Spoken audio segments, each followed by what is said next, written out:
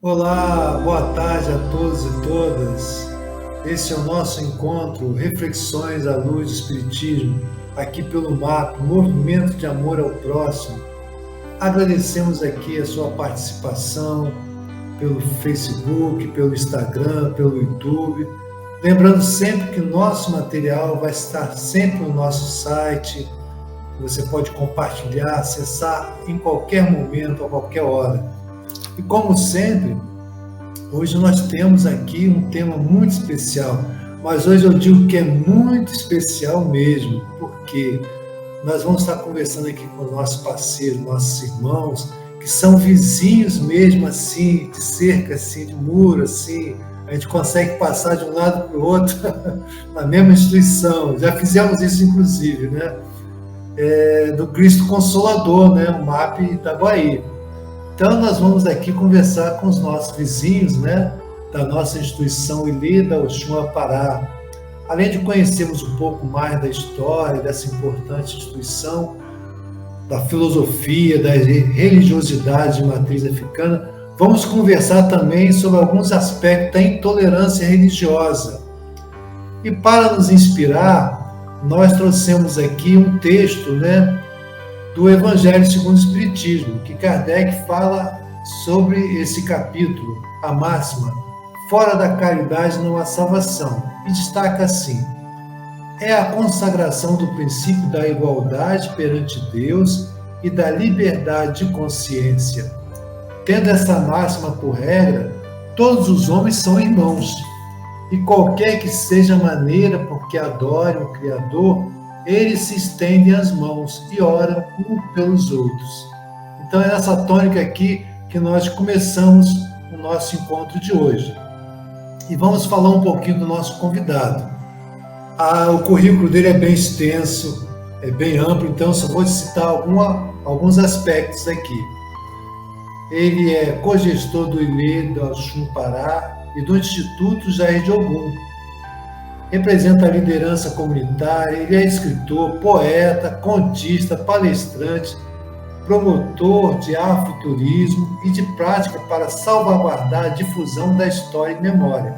É guardião do legado material e imaterial do Babalorixá Jair de Ogum, que nós estivemos lá fazendo uma visita, é um espaço maravilhoso, encantador. Ele é professor de Sociologia e Filosofia, é bacharel em Humanidades e licenciado em Ciências Sociais pela Universidade da Integração Internacional da Lusofonia Afro-Brasileira e mestrando em Relações Étnico-Raciais pelo Cefet. Estamos falando aqui do nosso querido Leonardo Lázaro Fazlon, o Ogum Fazlon. Boa tarde, Leonardo.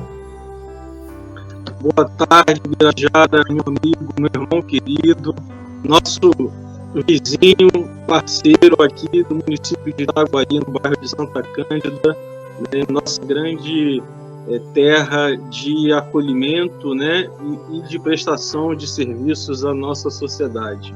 Um prazer estar aqui com você, estar aqui com os nossos internautas, né?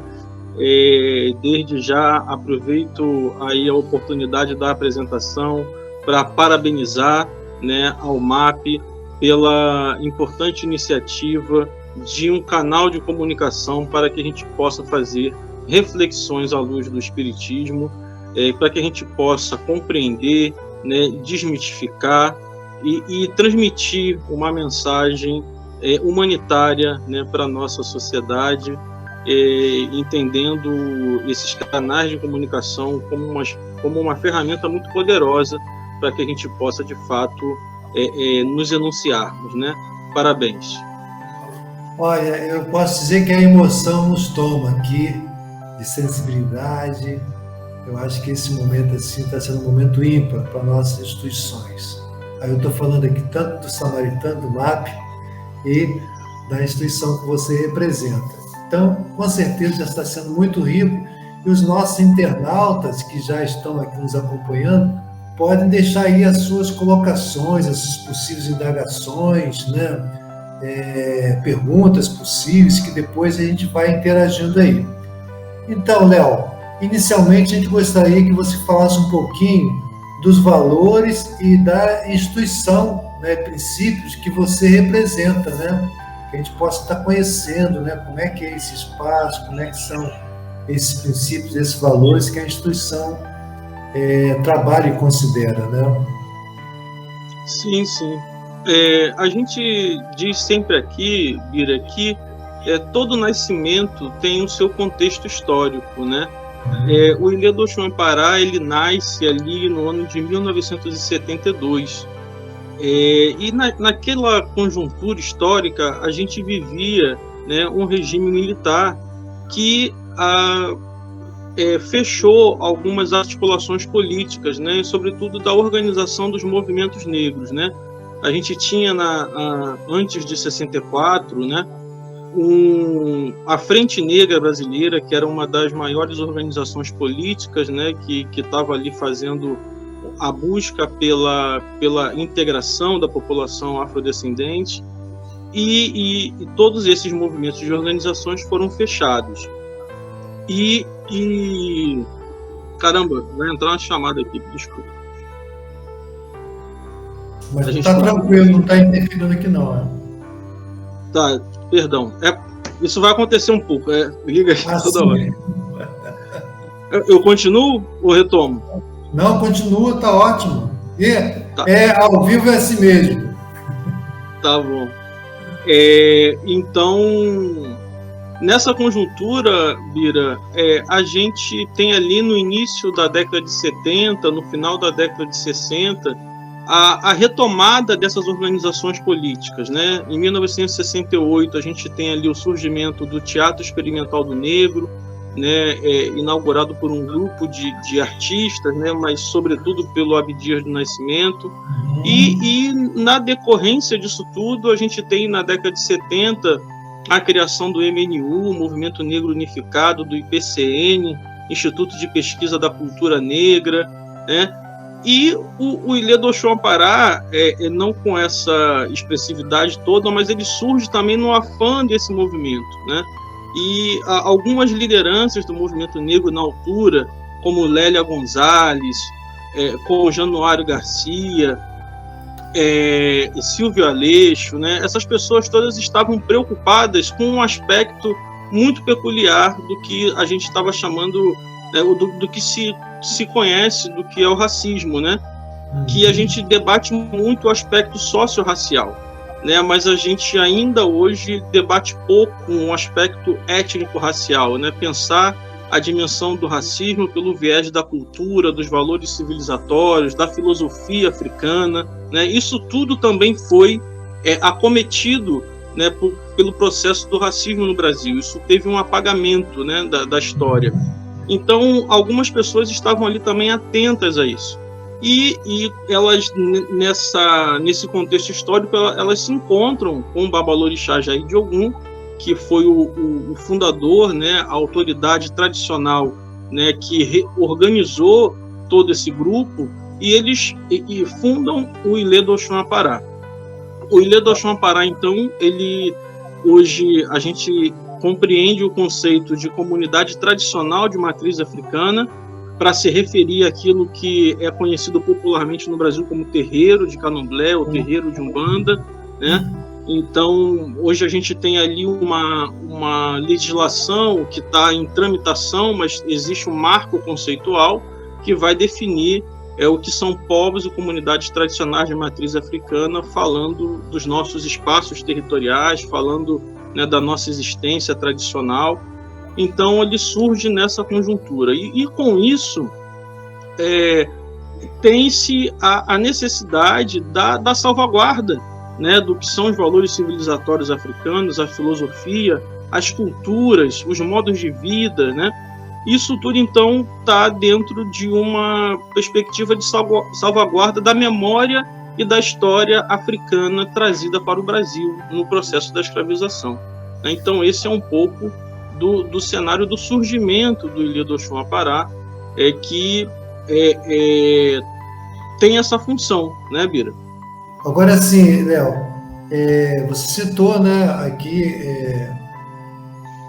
a figura de Jair de Ogum, que é o seu pai, né? Então, assim, fala um pouquinho da trajetória dele, porque a gente conheceu muito, eu, por exemplo, né? Antes de conhecê-lo lá pessoalmente, lá no contato lá na obra de Itaguaí, tivemos algumas vezes, né? Conversando com ele, conheci através da imprensa, do rádio, né? Então, se fala um pouquinho desse percurso, do que ele trouxe, o legado que ele deixou e o desafio da instituição hoje de dar continuidade àquilo que ele veio antes, né? Isso é muito importante, né? A nossa tradição, ela um dos pilares da nossa tradição é a ancianidade, né?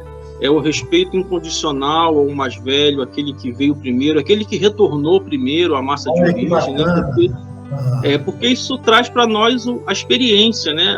E para a gente a sabedoria, o conhecimento, ele está a partir da experiência, né?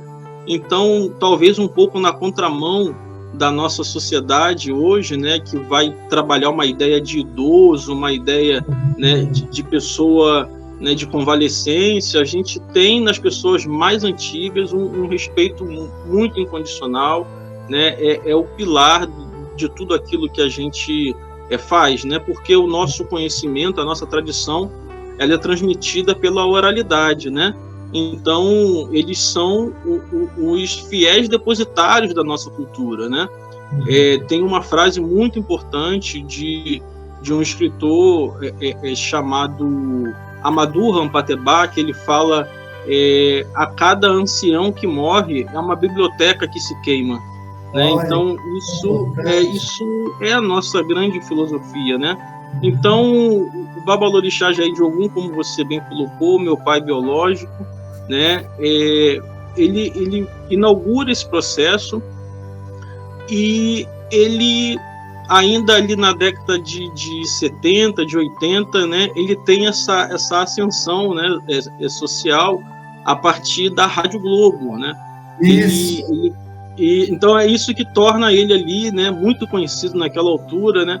E ele, a gente pode se dizer assim, né, que ele foi uma das primeiras pessoas, né, a estar ali em cadeia nacional, falando a palavra axé, né, trazendo essa quebra de paradigma dentro da sociedade, que era colocar a religiosidade de matriz africana dentro da linguagem da comunicação nacional. E a rádio naquela altura é tão necessária naquele período e ainda continua muito necessária, né? Exatamente. A gente precisa lembrar que naquela altura a rádio tinha uma potência muito grande, né? Então ele estava na Rádio Globo. Se não me engano, era o programa Haroldo de Andrade? Um programa do Haroldo de Andrade, no Manhã da Globo. Então era o programa de maior audiência da Rádio Globo, que era a rádio de maior audiência naquela altura, né? Então era isso. E aí ele tem ele surge com essa perspectiva de construir esse espaço. Qual era a ideia dele, né? Que ele construísse e não foi uma ideia, né? Foi, vamos chamar assim, de uma missão, né, ancestral que ele recebeu, ainda jovem, com 16 anos, que era construir um espaço, um território que estivesse a serviço, à disposição para as comunidades tradicionais de matriz africana. Então, ele construiu o Ilê do Oxum Apará, que tem hoje em torno de 50 mil metros quadrados, é um território étnico-ecológico, como a gente chama, que possui muitos elementos e espaços que extrapolam uma noção de um espaço sagrado, só de um espaço religioso. Ele é também um espaço filosófico, de pesquisa, de conhecimento, né? Ele construiu uma biblioteca, um acervo etnográfico, memoriais, né? Então, a preocupação dele estava muito na salvaguarda da memória e da história e da tradição, né?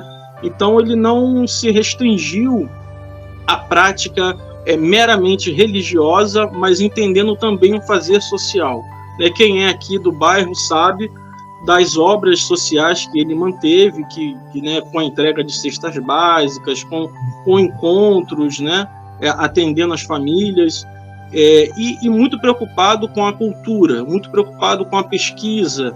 Então, hoje a gente, quando a gente se coloca como guardião do patrimônio material e imaterial, a gente está pensando essa dimensão da continuidade do legado dele, né, que é não perder essa capacidade de entender o que ele estava querendo dizer, né, porque ele não escreveu, mas ele materializou nas suas construções, ele materializou em cada árvore que ele plantou. A gente discute muito hoje a possibilidade da construção de uma hermenêutica do Jair de Ogum.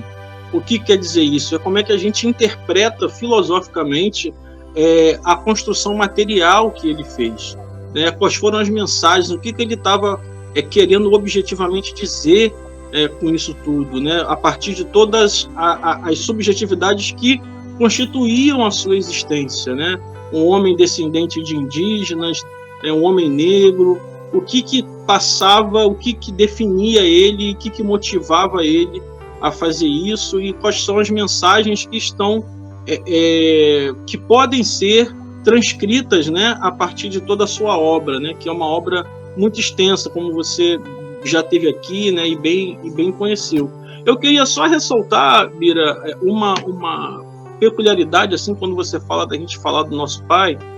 Eu acho muito curioso, assim, porque é uma coisa até que nos conecta. Ele se autodeclarava também um espiritualista, né? Ele, apesar dele ter esse título na tradição do povo Yorubá, né, do Candomblé Yorubá, que é de Babalorixá, ele, quando se apresentava publicamente, então ele se apresentava como um espiritualista Jair de Ogum. Por que eu estou ressaltando isso, né? Porque ele trazia essa dimensão, né, da espiritualidade, né? E aí a gente, quando vai falar de religião, se a gente não entender o que é a espiritualidade, o que a gente está chamando de espiritualidade africana, a gente tem uma compreensão falha desses processos, e acho que é isso também que acaba levando a essas incompreensões, essas mal interpretações. Perfeito. Então, assim, o tempo passa rápido, né? Já estamos aqui com a metade do tempo, né? Mas, assim, você que está chegando agora aqui no nosso canal, né, pelo Face, Instagram, YouTube, no nosso querido Movimento de Amor ao Próximo, MAP, estamos aqui com reflexões à luz do Espiritismo. E hoje, tendo aqui um contato muito, muito especial do nosso querido irmão, querido parceiro. Ele é exatamente vizinho da nossa unidade do MAP, Cristo Consolador Itaguaí, né? Ele representa a instituição Ileda, Oxum, Apará e os institutos da Jair de Ogum, né? Lembrando, é importante lembrar, né? Filho do nosso querido saudoso Jair de Ogum. E nós estamos conversando aqui sobre alguns aspectos, né, da filosofia, da cultura da memória. E nós já estamos deixando aqui, Léo, um convite para o próximo encontro, para a gente falar especificamente sobre a questão da intolerância religiosa, que é uma questão extremamente desafiadora, que todos nós, né, temos que comungar esforços para que isso seja vencido, né, que essa pacificação seja feita, e principalmente das entidades, né, que são de matriz africana, que são as maiores vítimas, né? E eu queria, assim, que você pudesse detalhar um pouquinho mais para a gente agora.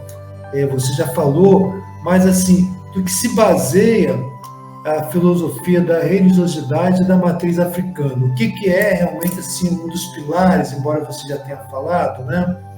E aí, nos últimos 12 minutos que a gente já tem aqui, o que você pode colocar, assim, quais são os fundamentos que são considerados, são alicerçados, né, quando a gente fala da cultura, da filosofia de matriz africana? O que a gente precisa saber, o que a sociedade desconhece e que é necessário saber? Ô Bira, muito obrigado pela sua pergunta. É uma questão muito importante. Como eu disse, espaços de enunciação são fundamentais para nós. Eu gostaria de responder a sua pergunta trazendo uma coisa que está muito em voga, né, hoje, mas que eu acho que ela, tratada de uma forma séria e coerente, ela consegue responder a uma plenitude da sua pergunta, né, que é a ideia da filosofia Ubuntu, né, Ubuntu.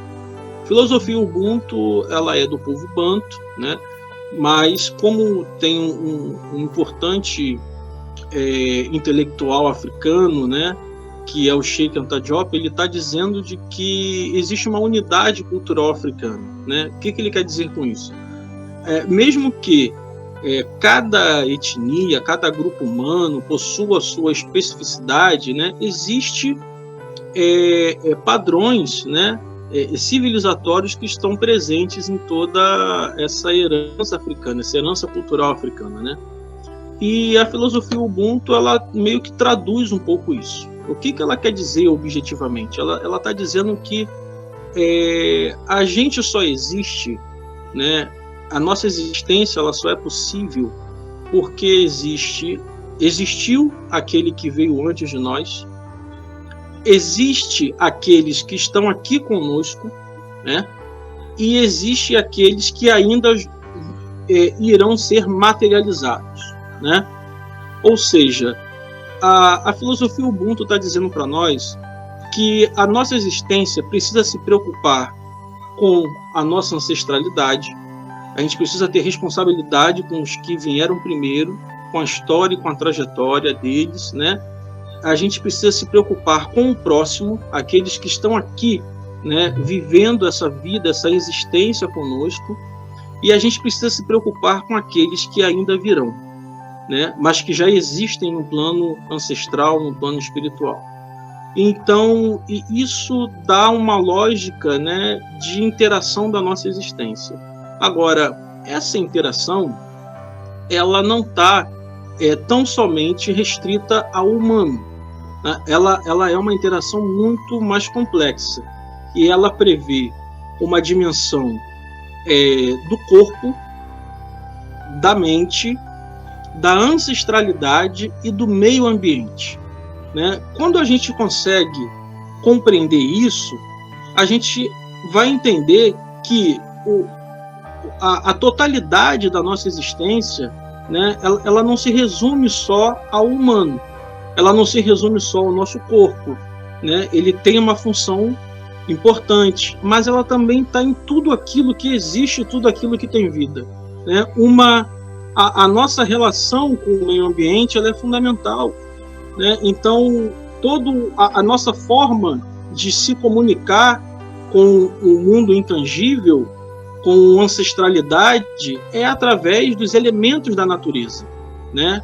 Então, a natureza ela também nos constitui, né? Então, a nossa tradição ela também está pautada naquilo que existe na natureza, no mar, no rio, na mata, né? No ar.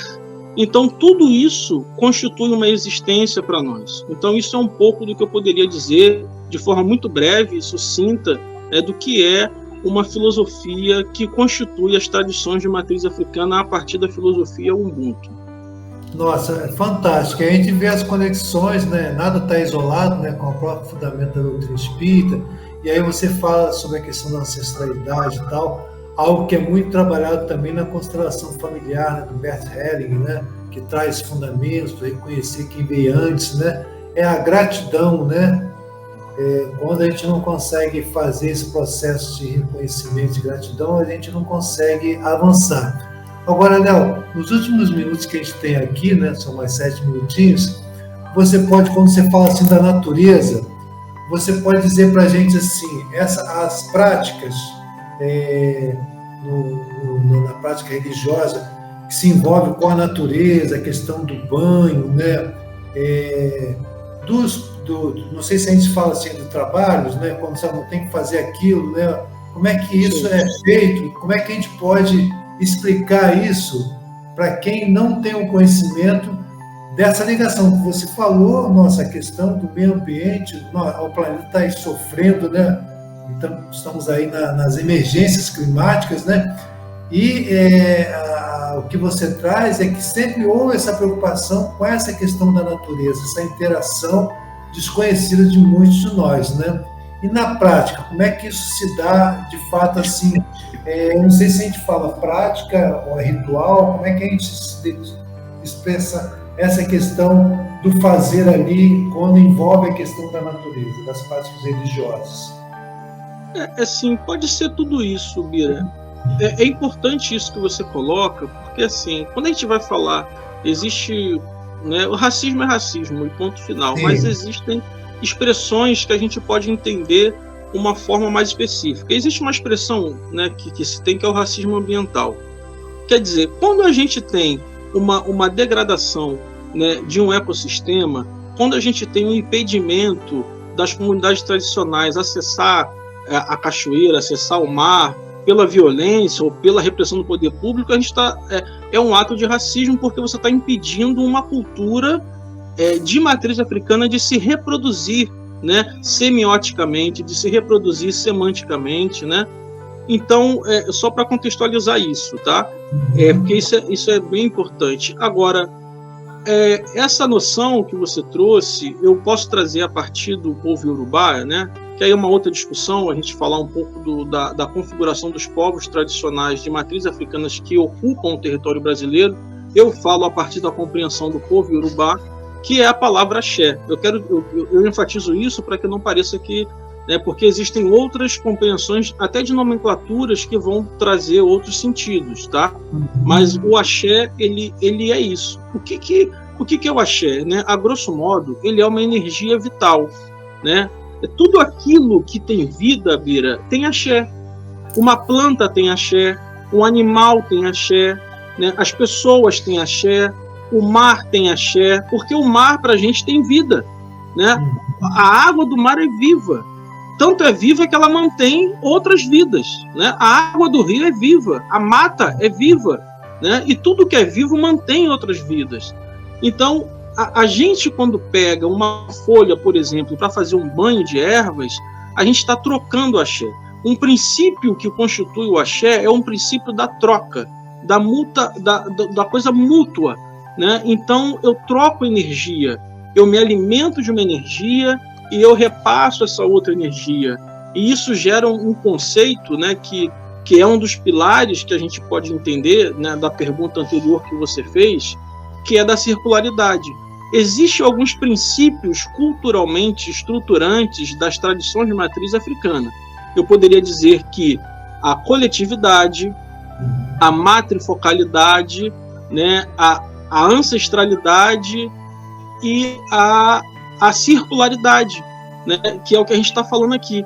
Então, esse exercício de pegar uma folha, ela tem vida. A gente é um sacrifício. Quando a gente pega uma folha, é como se a gente estivesse, de fato, matando ela, no sentido de se apropriar da energia dela, né? E a gente vai fazendo isso com tudo, né? Com os elementos que a gente consome, porque a gente só se alimenta, quando a gente come, a gente alimenta o estômago, a gente se alimenta porque a gente precisa de energia. O feijão tem energia, né? O arroz tem energia, da mesma forma uma planta tem energia. A grande questão, para finalizar aqui, é que a gente não alimenta só ao estômago, a gente alimenta ao nosso ori, que é a nossa mente, a gente alimenta a nossa ancestralidade, que são os nossos antepassados, né? E a gente alimenta ao meio ambiente também, a gente alimenta ao mar, a gente alimenta ao rio, à mata. Então, tudo isso é uma grande circularidade, é uma grande sinergia do que a gente pode chamar de axé. Nossa, que lindo! Muito lindo, muito lindo, muito ilustrativo, né? Então, Léo, nós estamos aqui chegando ao finalzinho do nosso primeiro encontro, e aqui já fica o convite para a gente falar no próximo encontro sobre a questão da intolerância religiosa, né, que permeia os nossos dias de tão necessária. Então, gente, a gente está aqui, os internautas estão deixando aqui suas questões, a gente agradece muito, vocês possam compartilhar esse material, seja relevância ímpar, e a gente vai estar aqui no próximo encontro com o Léo, mais uma vez, mas falando sobre a questão da intolerância religiosa, né? Ele trouxe hoje alguns fundamentos, falando um pouco da instituição, da ancestralidade da herança, né, que o seu pai, o nosso querido Jair Jogum, deixou e que ele continua, né, nesse trabalho, né? É numa área que você falou que são mais de 50 mil metros, né? Uma área belíssima, tem um museu, tem a biblioteca, realmente vale muito a gente conhecer lá. E é nosso vizinho, é vizinho do Cristo Consolador, do MAP Itaguaí Cristo Consolador. Então, Léo, eu deixo aqui os últimos comentários finais, para você dar um até logo, né? Para que a gente possa agradecer esse momento que a gente está vivendo aqui e nos preparando para o próximo, que a gente vai falar desse assunto tão necessário que é a intolerância religiosa. Eu queria agradecer mais uma vez a oportunidade, Bira, dizer que o próximo encontro é um tema extremamente importante, que a gente vai entender, não só falar da intolerância, mas entender quais são as consequências dela. Eu acho que é isso. Eu acho que todo o processo, né, que a gente tem na nossa sociedade hoje, a gente precisa entender duas coisas: a origem e a consequência. Eu avalio que muitas vezes a gente só olha para a causa, né, a ocorrência. E a gente não adianta olhar para a ocorrência. Para que a gente resolva um problema, a gente precisa entender a origem do problema e a consequência que esse problema gera. Então é um pouco disso que a gente vai conversar. Parabéns ao MAP, né? Parabéns ao irmão samaritano, parabéns, Bira, pela coragem, pela oportunidade que você proporciona, né, para um bem social. Nós que agradecemos aqui em nome do MAP, né? Em nome do Samaritano, do qual eu represento aqui também. É um momento para a gente assim, muito vibrante e emocionante mesmo, da gente estar conseguindo, depois de tantos anos, nos conhecermos mais e conhecermos, sobretudo, né, esse cabedal de conhecimento que você traz como professor, como estudioso, né, como poeta, escritor, tão necessário que a gente possa disseminar isso aí. E no que você falou da humanização, dessa circularidade, né? Com certeza o nosso encontro, o segundo encontro, vai aprofundar mais essas questões e vai ser extremamente ilustrativo para o nosso aprendizado do que nós podemos pensar sobre esse aspecto todo que envolve aí a questão da intolerância religiosa. Então, agradecemos mais uma vez, em nome do MAP, em nome do nosso presidente Ivan Perdigão. Muita paz, paz e luz, paz e bem, paz.